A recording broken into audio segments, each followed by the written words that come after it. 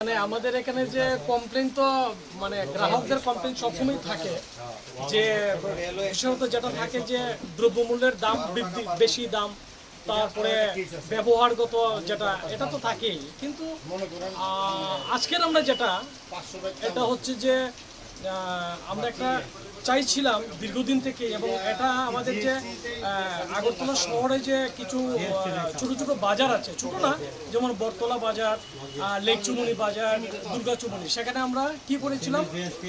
ট্রেডার্সদেরকে retail ট্রেডার্সদেরকে নিয়ে আমরা meeting করেছিলাম হ্যাঁ তাদের মানে তারা কিভাবে জিনিসগুলি হোলসেল থেকে আনেন তো সেখানে অনেকেই কমপ্লেন করেছিলেন যে তাদেরকে পাক্কা মেমো দেওয়া হয়নি তারপরে তাদেরকে কাঁচা মেমোর মধ্যে একটা রেট থাকে আর পাখা মেমোর মধ্যে আরেকটা রেট থাকে তো তখন আমরা ওদেরকে কমিটমেন্ট করেছিলাম যে আমরা আপনাদের সঙ্গে মিটিং করে সব কিছু আগে জেনে নিই তারপরে আমরা সেইভাবে আমরা রেট করব আমরা সারপ্রাইজ ভিজিট করব হোলসেলারদের বড় বড় ফার্মগুলো অ্যাকর্ডিংলি ওইটার বেসিসেই আমাদের গত সপ্তাহে প্ল্যানিং হয়েছে আমাদের মাননীয় মহকুমা শাসকের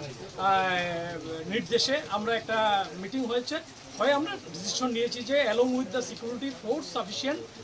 আমরা এই যে হোলসেল ফার্মগুলি আমরা ভিজিট করব তাদের যে কনসাইনমেন্টগুলি কিভাবে আসে তারা কিভাবে কি বলে যে ক্যাশ মেমো ইস্যু করেন কিভাবে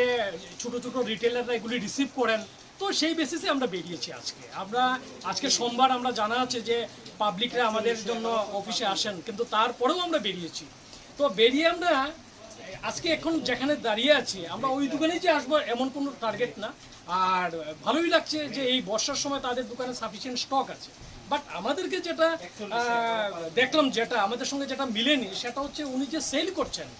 দোকানদার ছিলেন না মালিক নিজের দোকানে ছিলেন না ওনার ছেলে ছিলেন দোকানে ম্যানেজার বাকি স্টাফরা ছিল কিন্তু আমরা একটা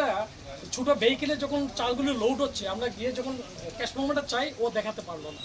তো আমরা বললাম যে কিছু একটা দেখাও সে কিছুই দেখাতে পারলো না অ্যাকর্ডিংলি আমরা ওনার দোকানে এসে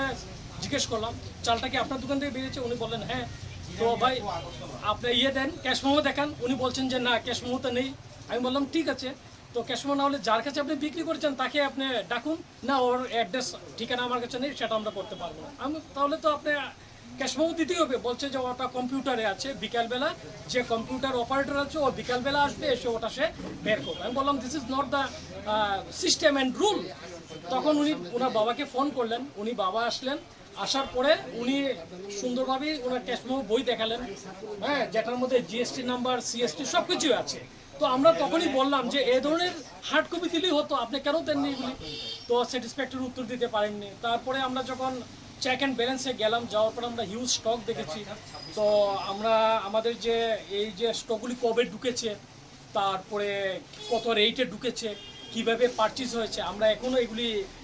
পরখ করছি আমরা চেক করছি আমাদের সঙ্গে আছেন আমার কলিগ ব্রজেন্দ্র ত্রিপুরা উনি ডেপুটি কালেক্টর ম্যাজিস্ট্রেট আছেন আমাদের এসডিসি সাহেব প্রদীপ ভৌমিক সাহেব আছেন আমাদের চিফ ইন্সপেক্টর দেবজ্যোতি চক্রবর্তী আমাদের সঙ্গে আছেন ইস্ট এবং ওয়েস্ট থানার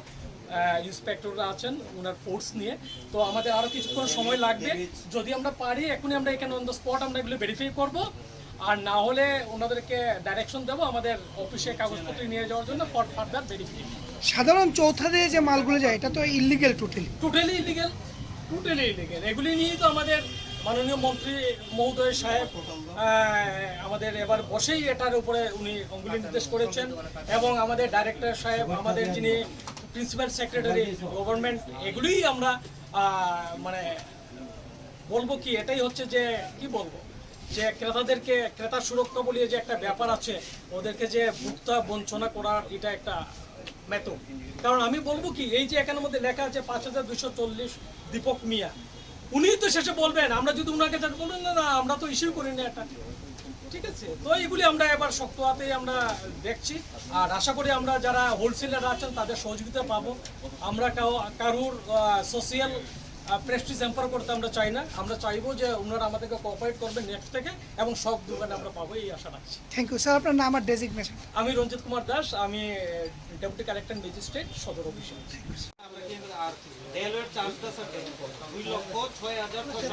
দিল্লি থেকে পর্যন্ত